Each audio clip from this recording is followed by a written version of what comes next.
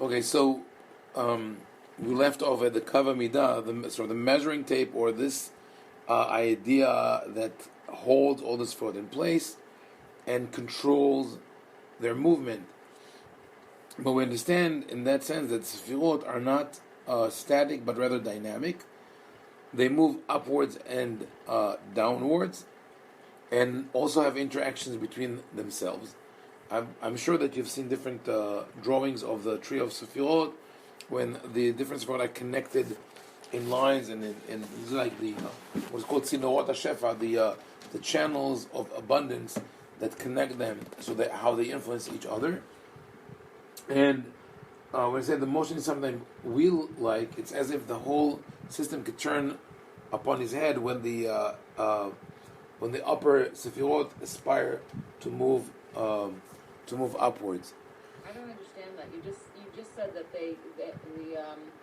that long term that keeps the Sephirot in their proper place and controls their movement. So if they're in their proper place, then how do they move around? Right. So that's part of the contradiction. On one hand, it's the proper place that they have. They always have to return to the same constellation, but there are moments where there's certain Sephirot ascend, certain Sephirot turn around, just like the body moves around and can have different positions, but they all eventually go back to the initial constellation. So this is part of the I would say maybe the dual system of Kabbalah we see everywhere. It's yadia velo yadia. It's known and unknown. It is stable and unstable. So that is in other systems, instead of being described as the reversal of the system, there will be a chain of many systems. In that manner, what is upper in one is lower in the other. Another element is the flow of abundance. It's called the shefa, or in the earlier Kabbalah, at the time of Sefer Abahir, the early Kabbalists in Provence, it was called the Habrecha Elyona, the supreme or the superior pool, which keeps overflowing and watering the lower worlds. It comes from an unknown source.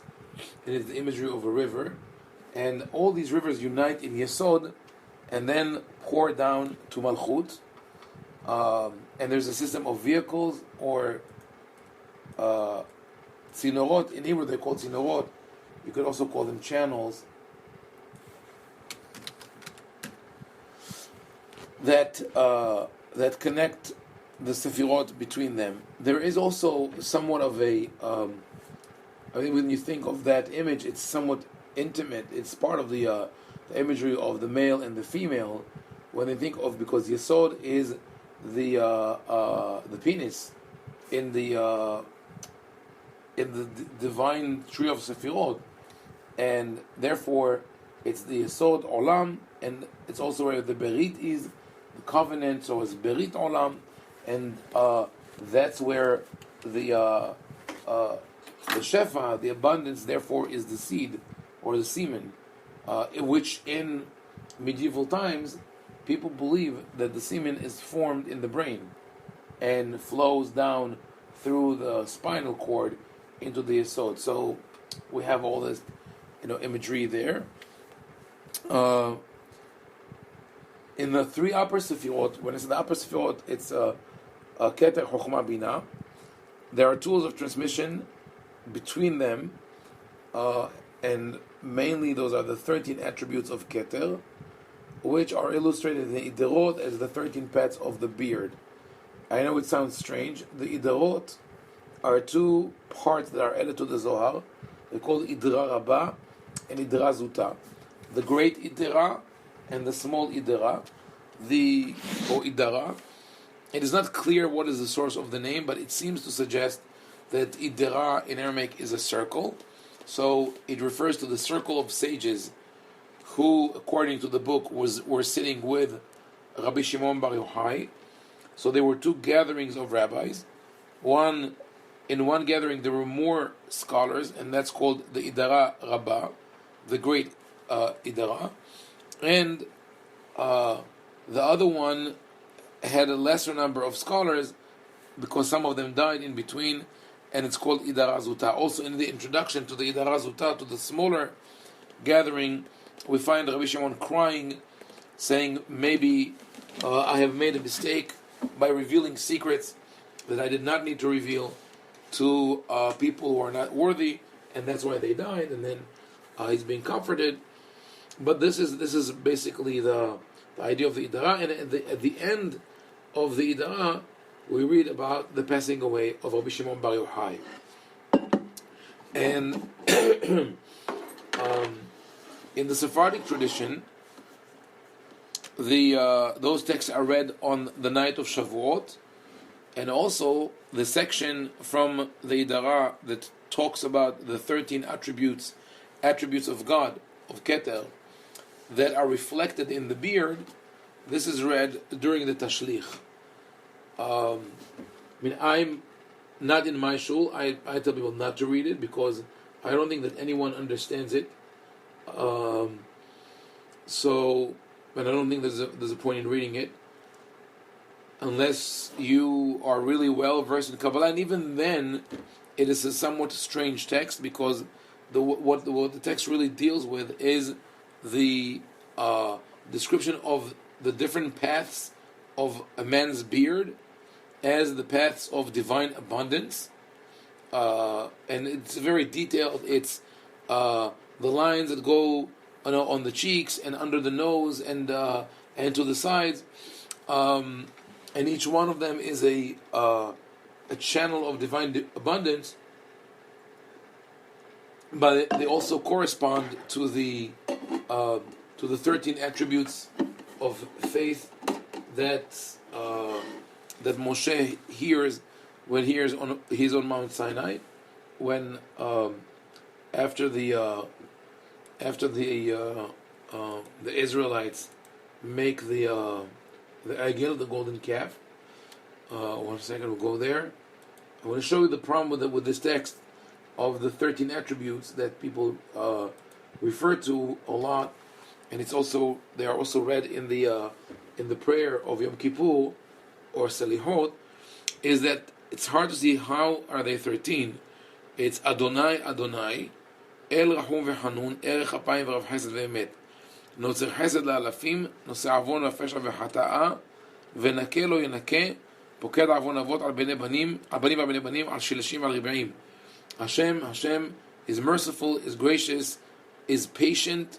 Erech Apayim, meaning, and that is the term, by the way, that was borrowed for the world of the three upper Sephirot, Arich Anpin, the great face, but literally means patient, the one who would wait and not punish right away, and is mighty in graciousness or in faithfulness and truth. He keeps his covenant for 1,000th generation, and he forgives iniquity, transgression, and sin, and misdeeds, but he will not clear one of guilt, and will bring the punishment upon the children. So here we have, this is actually one, this whole thing is one. If we count this, it was 3, Avon, Pesha, v'Hata'a, we have 4, Notzer Chesed la'alafim is 5, Emet is 6, I'm going backwards just to make sure, Chesed is 7, and Chapayim is 8, Hanun, Rahum will be 9 and 11, or 9 and 10, sorry, so we're still missing. But the reading of the attributes divides into Hashem, each one of them is a separate name. El is one name, and this Venakeh is separate from the Lo Yenakeh. So what we see is that there's an agenda, and it's a homiletical agenda. We see it as with people who write sermons or interpretations on ancient texts all the time. Of once you establish a certain system, you want to apply it in different places and show how it is interconnected to the whole. So could be that the initial push was looking at this text and deciding to divide it into 13 units, which has certain symbolic meaning, not only, as some people know, is the numerical value of the word ehad and of the word ahava, but also in the Fibonacci series, it goes from 1, 5, and 8, so there is a combination there. But this text was also associated the 13 attributes or paths of the beard, also to the last verses of Micah. We read this: Mi el kamocha נושא עוון ועובר על פשע על ישרים נחלתו לא חזיק לעד אפו כחפץ חסד הוא ישוב ירחמנו יכבוש עוונותינו ותשליך במצולות ים כל חטאותן תיתן להם את יעקב חסד לאברהם אשר נשבעת לאבותינו מקדם.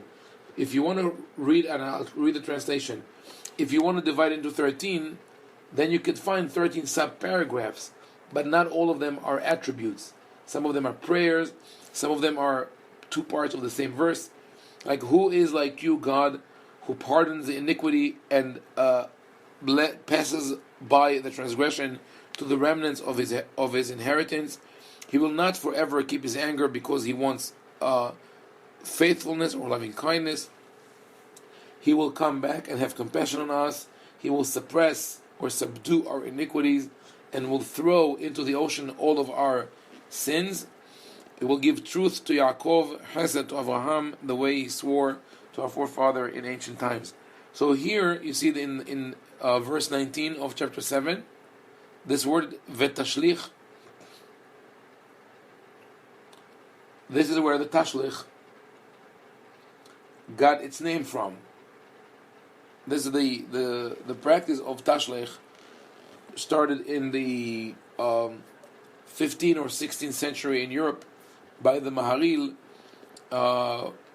and most probably was a spark of an idea because they lived near the river. I think it was the Wisla in Poland, and apparently either one Rosh Hashanah or Kippur, when they were going from the synagogue home, the idea occurred that it would be nice to do a symbolic letting go of the sins, just as the scapegoat was sent away in the desert. And then this verse was recited. That was the original tashlich. The original ritual of tashlich was going to the riverbank, shaking the corners of your coat and saying, "V'tashlich b'mtzolot yam kol chatotam," have mercy on us, take all our sins and throw them into the ocean.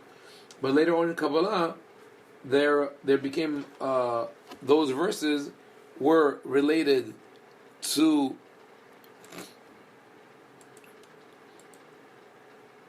the text we saw before from Shemot, and in turn they were connected to the to the 13 attributes of the beard, as they are mentioned in the Idra Zuta. We also find in the Zohar as tools of delivering or channeling this abundance the 32 paths of wisdom, which we remember from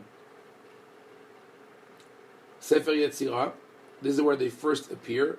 In the Sefer Yetzirah, the 32 paths are a combination of 22 letters and 10 digits.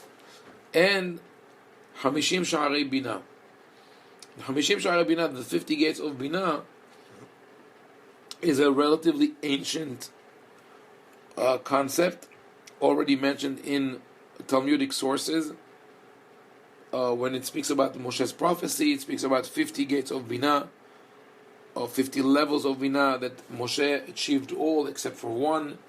But it's a generic number. We find it also when talking about the Israelites in Egypt.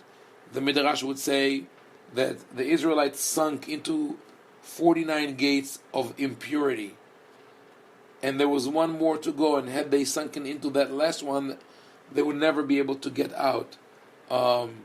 So the number 49 and 50 is a generic or symbolic number, but generic. I mean, it's used in different contexts. It also appears in the Torah in the counting of the Omer, the 49 days of the Omer, and the 50th. But in any case, there are systems within systems that manage the flow, and of course that gives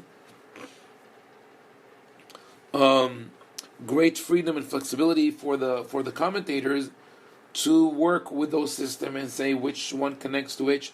And later on, when the Arizal, Rabbi Yitzhak Loi Ashkenazi, through his disciple Rabbi Haim Vital, wrote his work Eitz Haim, the work of the commentators were mainly to reconcile the contradictions between his book and the Zohar. But they were able to do that by showing that he relied on a different paragraph of the Zohar, which corroborates his view. My great grandfather also wrote a commentary on Eitz Haim called Bethlehem Yehuda, and really this is his approach, always trying to reconcile the theology of the Ari with that of the Zohar by using different sections of the Zohar. So it is really a very intricate literature that is built layers upon layers. Now the Sephirot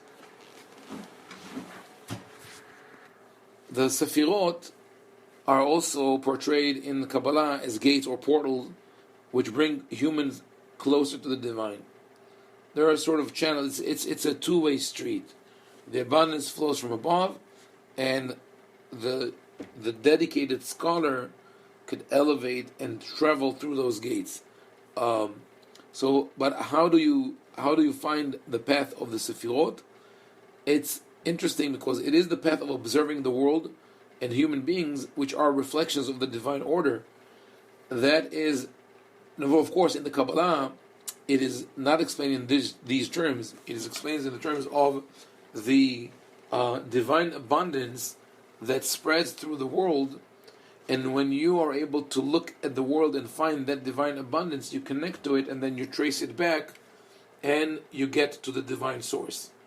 But if we remove the Kabbalistic layers from that description, what we find is the same philosophy of Maimonides, who speaks about what he called Maaseh Bereshit, that when you look at nature, he says when a person looks at the great and complex system which is the creation and the world of nature, miyad umitmalei ira ve'ava, immediately, or not immediately, consequently, he is filled with reverence and awe and understanding, and he believes in God. So, and sometimes I think you have the feeling that what we see is a combination of philosophical and Talmudic concepts that were redressed or rephrased and given a Kabbalistic, a mystical flavor, whereas actually they're just a different form of philosophy. So one identifies the path to the Sephirot by looking at the world and connecting to the abundance or the divine presence which is here.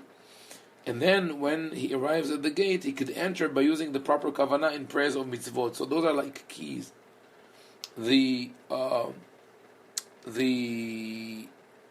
kavanot are like keys with combinations. And indeed, the more the literature of Kabbalah evolved in that direction of working on the kavanot, the combinations became more and more complicated, like the ones that I showed you from Sidur HaRashash, where the words Baruch Atah Adonai occupy a whole page.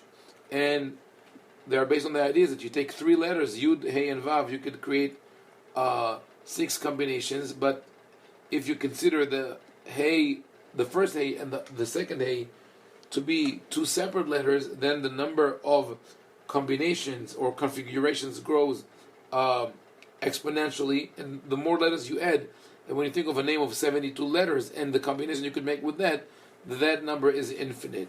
There was one Kabbalist in medieval times that really focused on that methodology of kavanot and configurations of letters. His name was Rabbi Avraham Abulafia. Moshe Idel writes about him, other write about him. But he was not accepted by all. Rabbi Shlomo ben Adret, who was the student of Ramban, was very much opposed to his ways. But it seems that he was able, through his constant rearrangement of words and letters, to achieve a certain level of awareness, and that is, as we spoke before about the concept of language, it's for me it's not so different than deconstructionism, which could become an obstacle when you try to read a book and enjoy the story, but when you try to dismantle reality and get rid of things that obfuscate your view, deconstructionism, or looking at each word as having infinite possibilities, sort of frees the mind, so it could give someone an ecstatic, mystical experience. Okay, now we got to the, but very briefly we'll talk about the idea of Atzilut. What Atzilut literally means, we have the term in Tanakh as Atzilei Bnei Israel, which we understand are the chieftains or the nobility. This is in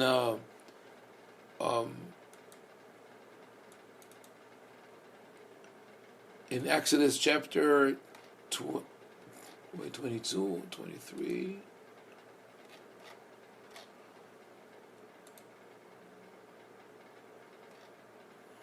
23. Okay, keep moving. Here in chapter 24 of Shemot, verse 11, 24:11, it says, "Ve'el atzilei bnei Israel lo shalach yado." Upon the nobles of the children of Israel, he did not lay his hand. So people in modern Hebrew, the word atzilut means nobility, but really, why are they called atzilim? Why are they called noblemen? In the same manner that the word Mashiach literally means not Messiah, but rather the anointed one. The Mashiach was the anointed one, and the word Mashach in Hebrew means to apply oil, Shemen HaMishcha. So that is how the Mashiach received his elevated position. And in the Tanakh, the people who are Nimshah are either kings, prophets, or Kohanim or priests. But the term Atzal also appears as a noun. Here it's a noun, but it appears as a verb elsewhere is in the Tanakh. In the book of Bamidbar, chapter 11, verse 17, God says, "Ve'yaradeti v'dibarti imecha sham, ve'atzalti min haruach asher alecha, ve'samti aleim." I will come down and speak with you there, and I will take of the spirit which is upon you, and I will put it upon them. So the term is not exactly ve'atzalti, is not translated directly. I would say that the closest word to lehatzil in Hebrew is the word induction. In English, when talking about an electric charge, when you put one object with electric charge near another, even without touching, there will be an induction. It will be induction, and the charge will move from one to another.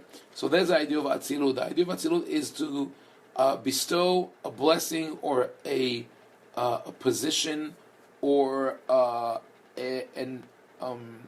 maybe a responsibility on someone, and it emanates from the responsibility or the status of the person who performs that act of Atzilut. So that is really the idea of Atzilut, is not nobility, but rather ne'etzal, that there is a flow which is initiated by the higher entity and goes down to the lower entity and elevates it to its status, or as close as it could be. And both those terms, the word Atzilut as a noun, meaning noble, or Atzalti, I will induct, I will pass and transmit that your power to them, both of them are derived from the Hebrew word etzel or etzel, to be next to someone. So the idea is that just being next to someone of a high level, you are being elevated. So that is the term, that's the meaning of the word Atzilut. Go back to the text. So emanation means there are two stages in Atzilut, in emanation. One is that one instance in the time before time where the Atzilut, where the Sephirot were actually formed. So they were Ne'etzalot, they were inducted and produced by the will of God. And then there's the constant flow of abundance through the Sephirot, which maintains them.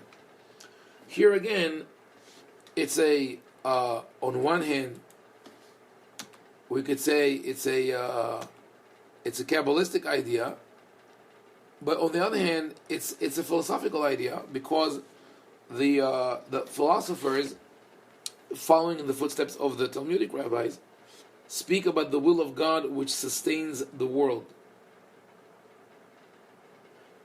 And that is something that they based on a verse from Psalms. The heaven are created with the world of God, with the word of God.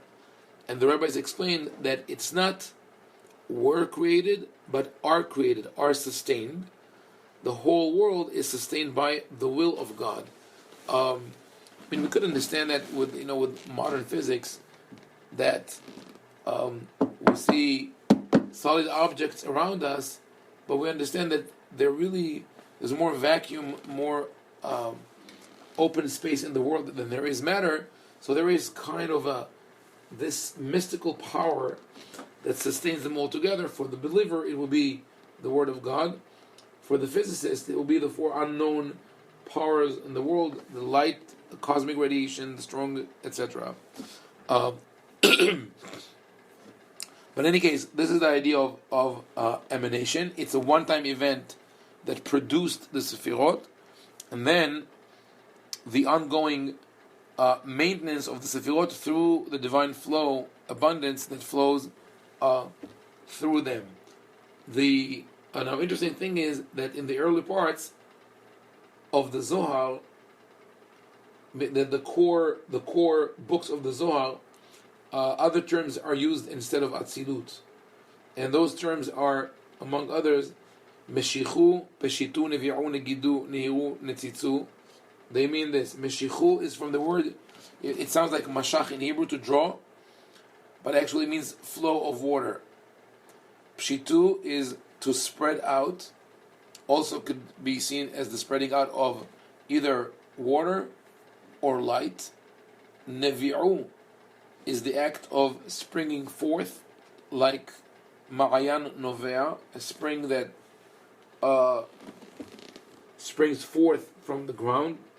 Negidu is a different term in Aramaic for the flowing of the river. Nehiru is to shine, and Nitzitzu, Nitzot, is a spark. So, with all the different variations of the names for Atzilut, two main concepts are seen here, two main analogies. One is that of the flow of water, one is that of the flow of light or energy. There are now later parts of the Zohar, which I mentioned before, Raya Memna. Raya Memna literally means the faithful shepherd, sort of Moshe Rabbeinu, and Tikunei Zohar. They were both added later, and they do speak of the term Atzilut, and they introduce the idea that the essence of the divinity is present on all lower worlds, meaning the essence of the Keter and Sof itself is present somehow on all lower worlds. And here we go back to philosophy. What is the problem here? The problem the dilemma of this emanation theory is that one of two things: either we are talking about taking energy from an upper source, in which case that upper source is eventually going to be drained, so we're weakening it. If we understand that the part of this world moves downwards. If, on the other hand, nothing is taken from the divine original source, then it's only a duplication. It's only a reflection, like in the analogy of the candle, where we saw that the candle exists, but the flames don't exist. So in this case, we don't really exist, but we only are reflections of the original one. And again, it's a sort of a philosophical question that is put into mystical terms. But the answer that the Kabbalah suggested is that the roots of the Sephirot are in the source of emanation, meaning there is almost like a hidden system of veins that runs through the world. And again, here we could go revert to the imagery of the body, that the flow of blood through vessels that are unseen, but it all circulates in the body. It's all a contained unit. But in the analogy for the Sephirot, they are already the roots of the Sephirot start from their source and run through the world. So that Atzilut only opens up that possibility and allows them to be connected. Not to say that it would completely solve the paradox. There will always be paradoxes, because we're dealing with infinite creatures, humans trying to understand finite creatures trying to understand an infinite concept. Okay. Equipped with that knowledge that we've acquired so far, let us venture into the first paragraph of the Zohar. It's on page 15, because the introduction prior to that is not from the original Zohar. It's from the later edition called Tikkunei Zohar. And it speaks of the emanations of the Sephirot, and it uses the word Zohar. I mean, I don't have it here, but in that paragraph, there's a discussion of the word Zohar, and that's why the book is called the Zohar. Zohar means the shining or the spark.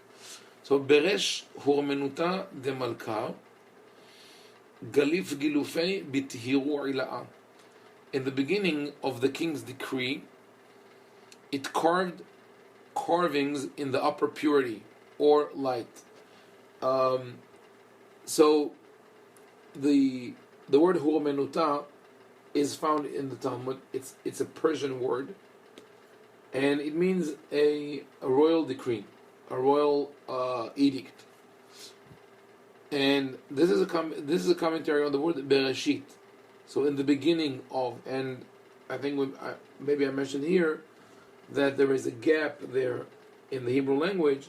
The word Bereshit is a construct, in the beginning of, but we don't know what the beginning of what is it. So the Zohar says Beresh hu menutad de malka, in the beginning of the decree of the king, meaning this is how the world came into being, that there was a will, a decree by the Supreme King. Galif Gilufei, the thought starts carving a certain image, like almost like a cursor going on an invisible board, trying to delineate a certain figure. Bitihiru ila'a. So I translate tihiru as either purity or light, because it has those had this double meaning, double entendre. That comes from the problem of the language, that we're not always clear whether the author is using Hebrew or Aramaic or Arabic.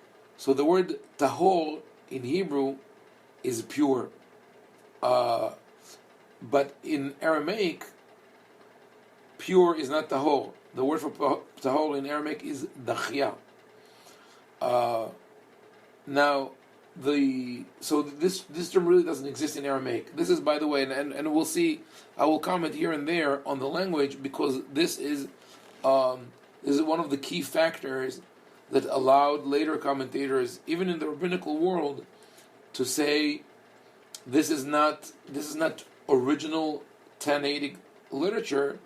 Is the usage of some terms that the author probably invented out of convenience or because he wanted to create the double entendre. So this is one of them where I think there is a double meaning, and that is tehiru comes from the word tahor in Hebrew, pure, but also resembles the word in Arabic dhahar.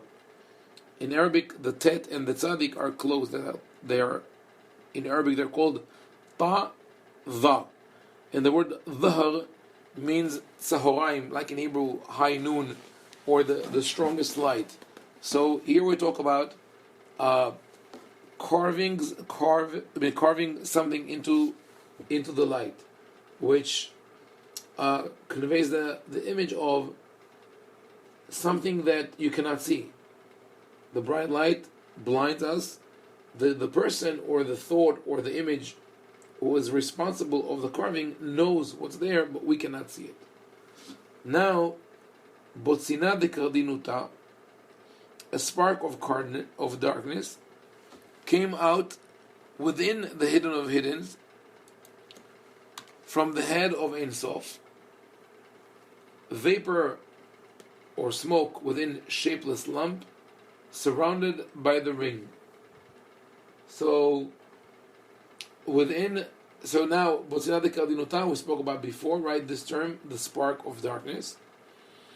So it could either mean, as I said before, that it pushes its way through the light, or, here's the paradox, in order to see something on a background of pure light, you will need darkness.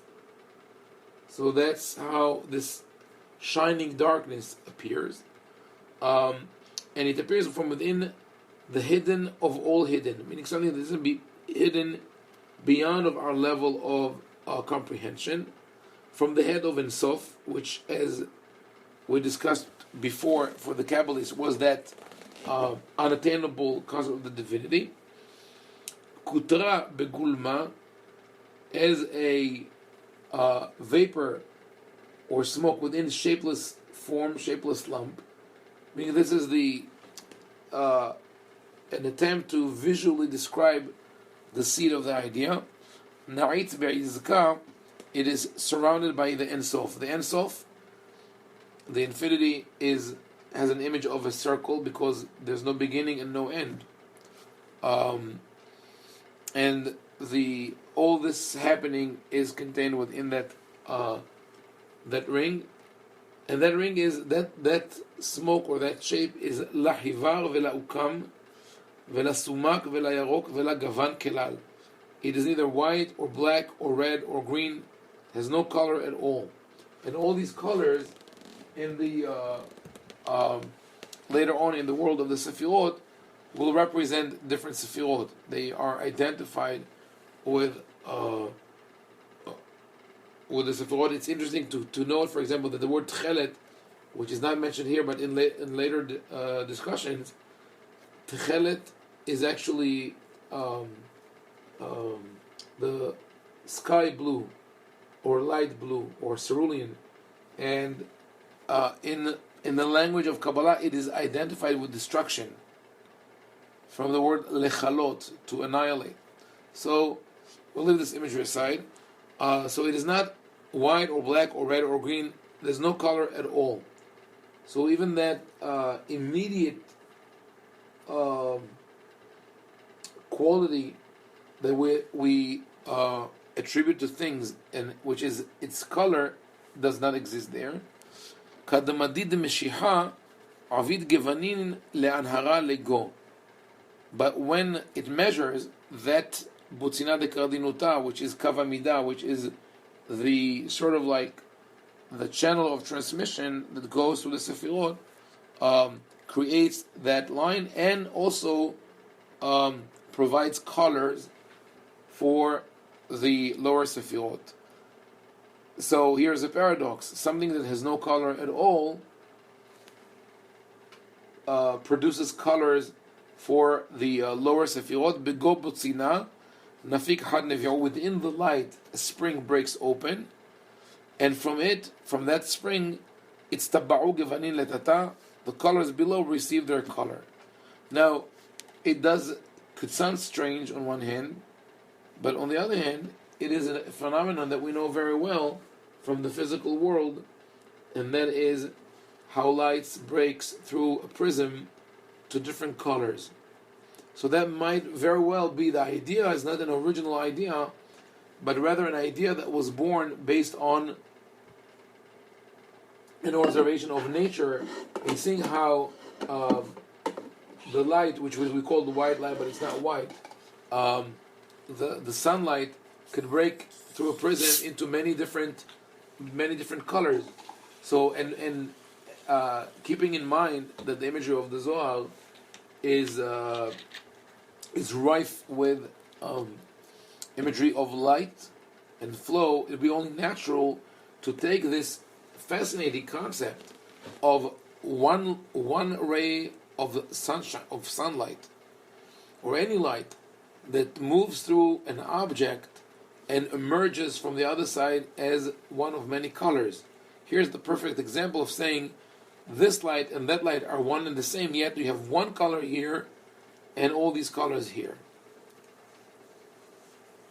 Probably that's also the reason why throughout generations people were fascinated with the rainbow.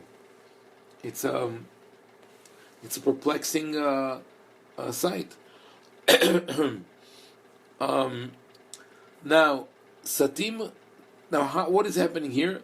Satim go setimin de raza de ensof, bakar velo bakar avira dile. It is hidden among the hidden ones of the secret of the ensof. I think what we see here is that great caution in which the author tries to breach the subject of creation. He's going to talk about creation. He's going to talk about what prompted the divine will to create a new world. Where did it come from? So it is shrouded under a heavy cover of secrecy. Part of it is this, the repetition of the concept of hidden, and it is unknown, it is unseen. It is bakar velo bakar avira dile. The ensof is perceived here as a bubble, as a circle of air, and that butzina de kardinuta, that measure, that line, is penetrating yet not penetrating the membrane, let's say, that surrounds it. So it's sort of like, in a sort of crude imagery, like someone who's trapped within a huge balloon and tries to see the finger poking out, but it's still within the balloon. It did not really penetrate it. It is unknown at all. Lo it yada kelal ad demigod hikud b'ki'ute nahir nekuda hadas etima'ila'a. By the pressure of its penetration, meaning that it tries to break through, to penetrate the cover of, there's of course abstract cover of the Ensof. One point hidden, supreme, started shining. So that is sort of like an ignition process that happens maybe by induction, maybe not by direct touch, but just by the pressure that is applied on one spot and moves the air on the other side. Nothing is known beyond this point, meaning that when we go back from where we are and we try to ascend to the upper realms, when we get to this point that is seen through the cover of the Ensof, that's where we stop. And it says, and that's why that moment is called Reshit, because it is the first utterance of all. Because before that, there are no words, there are no means to confine that experience or to define that experience. So there are other sources in Kabbalah where you could say that the description is almost. There's a famous phrase that describes something that sounds like the Big Bang. How from the Botsuna de Kordinuta you have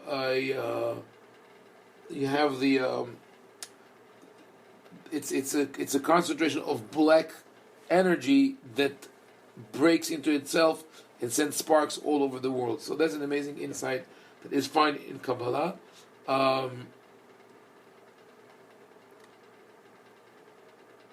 I want to show maybe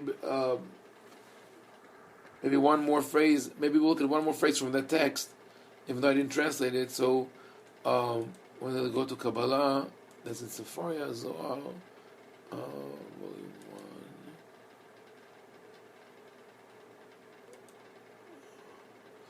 1.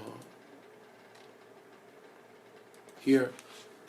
So this is the text that we read, and the following text in paragraph 3 says, "V'maskilim yaziru kezohar arakia." The wise one or the learned one will shine like the Zohar, the splendor of the heaven. And then it starts talking about Zohar setimat distimin, the shining which is hidden among all hidden. Zohar the zara likare, is the Zohar is the shining which plants the seed to bring this glory. Then Zohar the mineh kuleu ma'amarot itbereu, is the Zohar, it's the shining from which all utterances were created. Zohar razada bereshit kadma'a, Zohar is the secret of the first bereshit. So that idea of the Zohar, of the light that shines through, is the first idea that is present of the book of the Zohar, and that's why it's called Zohar. But we also got a glimpse of how they see the beginning of the process of emanation. And so we'll stop here, and in the next session we'll read and analyze a full sort of derasha from the book of the Zohar, which will also allow us to understand as much as possible the literature of the Zohar in context and see special elements that it contains.